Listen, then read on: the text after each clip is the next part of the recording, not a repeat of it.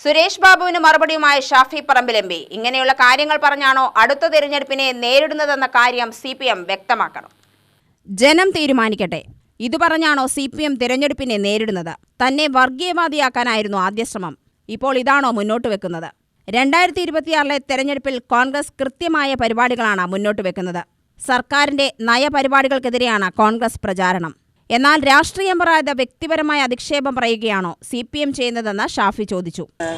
ആരോപണം എന്ന് പറയുന്നതിന് പകരം അതൊരു അധിക്ഷേപം എന്ന് പറയുന്നതായിരിക്കും നല്ലതെന്ന് എനിക്ക് തോന്നുന്നു. അത് ആ അർത്ഥത്തിൽ അയാൾ പറഞ്ഞ വാക്കുകൾക്ക് അതേ അർത്ഥത്തിൽ മറുപടി പറയേണ്ടതെന്ന് പോലും എനിക്ക് തോന്നുന്നില്ല. ഒരു മറുപടി പോലും അറിയിക്കുന്നില്ല. പക്ഷെ എനിക്ക് ഒരു ചോദ്യം ചോദിക്കാനുണ്ട്.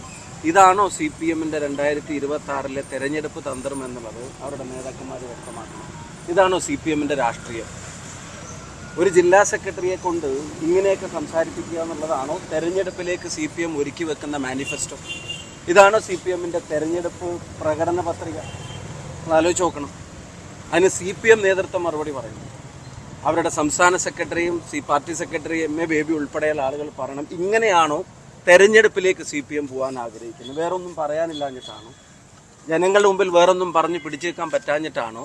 ഈ വ്യക്തിഹത്യയിലും അധിക്ഷേപത്തിലും ഡിപ്പെൻഡ് ചെയ്തിട്ട് ഇനിയുള്ള ദിവസങ്ങൾ തെരഞ്ഞെടുപ്പ് അടുക്കുമ്പോഴത്തേക്കും ഇനിയുള്ള ദിവസങ്ങൾ ഇത്തരം ചർച്ചകളിലേക്ക് മാറ്റണമെന്നായിരിക്കും അവർ ആഗ്രഹിക്കുന്നത്. ഈ പറയുന്ന ആളുകൾ ഉൾപ്പെടെ വർഗീയവാദിയാക്കാനാണ് ആദ്യം ശ്രമിച്ചത്.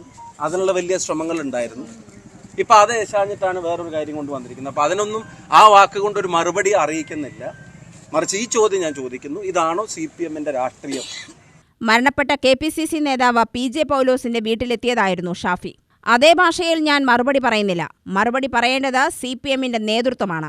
അധിക്ഷേപവും വ്യക്തിഹത്യയുമാണോ CPMന്റെ പ്രചരണായുധം? രാഹുലിന്റെ മണ്ഡലം സന്ദർശനത്തെക്കുറിച്ച് MLAക്ക് അയാളുടെ മണ്ഡലത്തിലും നിയമസഭയിലും വരാമെന്നും KPCC പ്രസിഡന്റ് പറഞ്ഞതിൽ കൂടുതൽ പറയാനില്ലെന്നും ഷാഫി പറഞ്ഞു.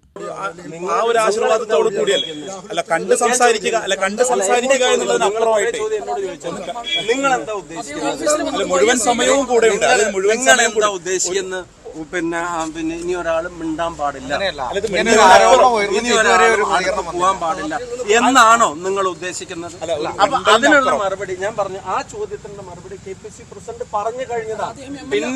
പിന്നെയും നിങ്ങൾ ആവർത്തിച്ച് ഇതന്നെ പറഞ്ഞുകൊണ്ടിരിക്കുന്നതിന്റെ നിങ്ങളുടെ പിന്നെ കാരണം എന്ന് പറയുന്നത് ഇതിലെ വാർത്തകളിലേക്ക് നിങ്ങളുടെ വാർത്താ സ്പേസിനെ കൊണ്ടുപോകാന്നുള്ളതാണ്.